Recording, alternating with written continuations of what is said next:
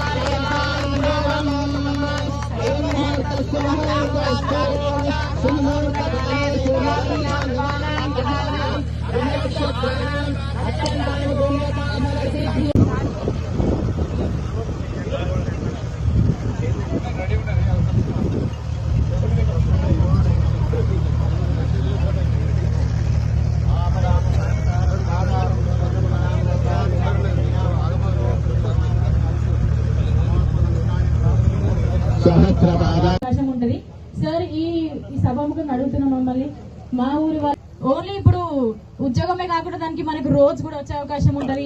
అక్కడ విమర్శిస్తే టీఆర్ఎస్ అడుగుతా ఉన్నాం, మీ బిడ్డనే కదా, మీ ఇంట్లోనే పెరిగింది కదా, మీ పార్టీలే 15 ఏళ్ళు ఉన్నాయి కదా, మరి ఆమె చెప్పిన సమాధానం చెప్పండి మీరు అంటే చెప్తలేరు.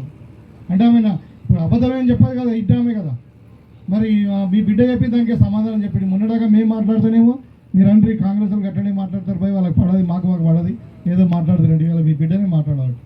మరి 10 ఏళ్ళు ఏమైనా చేసినా ఏం చేయలే. ఇవాళ మేము చూడండి ప్రతి విలేజ్లో ఇన్న ఒకటి కాదు 2 కాదు, దగ్గర రాష్ట్రం మొత్తం 1,00,000 ఇళ్ల గృహప్రవేశాలు జరిగినాయి. నిన్న ఇదొక చరిత్ర, ఎక్కడ జరగలే. ఇలా భారతదేశంలో 29 రాష్ట్రాలు ఉన్నాయి. 29 రాష్ట్రాలలో ఎక్కడ కూడా ఇందిరమ్మ ఇళ్ల పథకం లేదు, ఎక్కడ కూడా రేషన్ కార్డులు సన్నం బియ్యం ఇచ్చుడు లేదు, ఎక్కడ కూడా మహిళలకు 0 వడ్డీ రుణాలు లేవు, ఎక్కడ కూడా రైతులకు 500 రూపాయలు బోనస్ ఇచ్చుడు కానీ రుణమాఫీ చేయాలి ఏ రాష్ట్రంలో కూడా. మరి వాళ్ళ కాంగ్రెస్ పాలిత రాష్ట్రాల్లో రేవంత్ రెడ్డి గారి నాయకత్వంలో ఈ విధంగా జరుగుతూ ఉంది. కాబట్టి మీరు ఇచ్చినాం, గెలిపిస్తే ఏమైంది, అక్కడ పోయి మోడీ జపం పాడుతున్నారు. తెలంగాణ జపం పాడవా, ఈడ మా ప్రజలు ఓట్లేసి గెలిపించారంటే వాళ్ళు పోయి మోడీ జపం పాడుతారు, గుజరాత్ జపం పాడుతున్నారు. ఇక్కడికి వచ్చే ఫండ్స్ రాకుండా వేస్తూ ఉన్నారు. ఇవాళ రేవంత్ రెడ్డి గారు మరి హైదరాబాద్ను డెవలప్ చేద్దామని చెప్పి మరి మెట్రోని ఎక్స్టెన్షన్ అడుగుతూ ఉన్నారు, మూసీ నదిని బాగు చేద్దామని అడుగుతూ ఉన్నారు, హైదరాబాద్ చుట్టూరు RRR అడుగుతూ ఉన్నారు. ఇవన్నిటికీ కూడా ఫండ్స్ ఇస్తలేరు వాళ్ళు. అదే గుజరాత్కో, బీహార్కో, ఉత్తరప్రదేశ్కో డబ్బులు ఇస్తూ ఉన్నారు, మనకి ఇస్తలేరు. మనమేం అడుగుతున్నాం, మనం కట్టిన ట్యాక్సే మాకు ఇవ్వండి. మనం ₹1 ఇక్కడ నుండి మన కేంద్ర ప్రభుత్వం పంపిస్తే 42 పైసలు కూడా మనకి ఇస్తలేరు. 52 ఇక వేరే రాష్ట్రాలు తీసుకుపోతా ఉన్నారు. అదే గుజరాత్ వాళ్ళు, అదే బీహార్ వాళ్ళు, అదే ఉత్తరప్రదేశ్ వాళ్ళు ₹1 ఇస్తే వాళ్ళకి ₹7 ఇస్తున్నారు వాళ్ళు. మరి ఎందుకు ఈ వివక్ష? తెలంగాణ భారతదేశంలో లేదా? బీజేపీకి ఓటు వేయాలి, 8 మంది ఎంపీలు ఉన్నారు, 8 మంది ఎమ్మెల్యేలు ఉన్నారు.